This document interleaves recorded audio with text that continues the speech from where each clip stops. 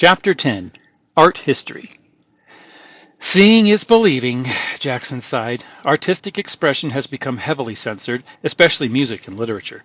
Anything that the government deems to be inciting unrest is silenced. After a few years, many artists just stopped creating things they figured would never be experienced. The chaos of the transition is the never-ending justification for the silencing of the people. Of course, no government can silence everyone, he said with a wink. I take it you don't hold your opinions in, Zara said as she sipped from a glass of cider. I hold them in at the university. I'm a rare old dinosaur to still be employed, and it wouldn't take much to send me off into the sunset. To be honest, I've always been supportive of the goals of the transition in the new America government. Halting the destruction of the planet, addressing the catastrophic underemployment that is the ugly underbelly of our AI-dominated economy, and maintaining law and order, especially after a traumatic period of unrest like the transition. What I oppose, however, is the trampling of constitutional and, in some cases, basic human rights, institutionally entrenched income inequality, and the dehumanizing effect of censorship. I write passionately about these things, but I just use a different name and a different forum. What forum is that? Zara asked. There is an entire online world of dissenting voices.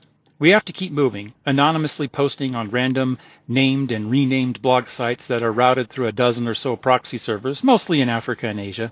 Adams keeps an eye on us, but the nonviolent groups I am part of are not a high priority. We know Adams is watching because the more radical and revolutionary bloggers tend to disappear after a few weeks. Adams doesn't just watch where we go, it learns from what we say and determines threat levels. I think we need to talk, Zara said. I've been posting stories about our travels, and the Sacks have come to follow my stories closely. Since I'm from a Sack and I'm learning as I go, they trust my perspective on what I report. So far, I haven't been too critical of the government because I don't know enough yet. But I had a few thoughts about the shooting of those boys yesterday. Maybe we can talk about the best way to be more of a journalist and less of a target. I'm afraid that relationship is very much the inverse. What's your goal? Jackson asked, with the tone of a wise sage. To tell the truth, Zara said without hesitation. What if it hurts? What if it puts you in danger? What if it costs you? Then it must be worth doing. Jackson smiled and nodded his head. Then it sounds like you're already a journalist. I just post blogs. I've never been to college or anything. If people read what you report, you're a journalist. You need to turn your blog into a real newspaper. Most people don't trust the news because they know the official press is censored by Adams and the new American government. You have a unique opportunity to capture the attention of the Sacks and the silent majority in the cities that don't feel like anyone hears or represents them. How do I create an entire newspaper? Zara asked. Give it a name. I'll show you the technical end and how to stay ahead of Adams by posting from different servers and in different formats. But you need a solid name and a brand people can recognize. Jude smiled as he took a bit of turkey. He chewed, swallowed, and then started whistling. Maisie looked at him, cocking her head and raising her eyebrows questioningly, and then grinned when the light bulb went on. Jude whistled a little louder, and Maisie began flapping her thumb and pinky playfully. Zara stared blankly for a few seconds and then looked at Jackson and smiled wide. Sparrow Press. Here are some insights. What do you think makes people give up freedom? In the case of New America, obviously, they were starving and homeless and suffering. And that was what finally wore people down and wore countries down to the point where they accepted the idea of merging into New America. But that's not unique, and that is not just fiction. What are the kind of things that cause people to be willing to give up their freedom? Certainly poverty, security, instability, fear, for sure. I heard a blog, I saw a blog, I should say, from a Chinese woman who studies international relations between the United States and China, and she offered a really interesting perspective. She correctly observed that, Americans are love their freedom. They really don't like the government telling them what to do. They want to be able to choose. They want to be able to determine their own destiny. They want to be able to work hard and provide for their families, and they want to be able to practice their religion. Freedom is just embedded in this very individualistic culture in America. And what she said is in China, the perspective is completely different.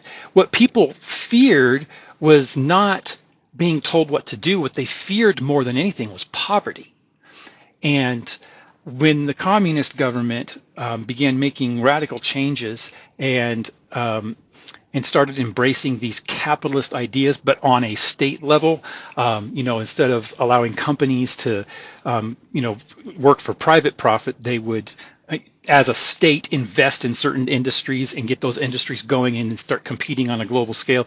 And so this sort of state-sponsored capitalism didn't leave a lot of room for entrepreneurship or individuality or creativity, but it did help raise a lot of people, billions of people, out of poverty over the last 50 years. And for Chinese people, poverty is a bigger threat than lack of freedom. They have always been a more cohesive society anyway, and so allowing the government to have a certain amount of authority and giving up a certain amount of individual freedom in order for the whole country to be more successful is something that is much more of an important value for people in a Chinese society, and to some extent some other Asian cultures where there's really this cultural cohesion. But that is kind of the big difference between a very hyper individualistic American culture and a more socialistic Chinese culture.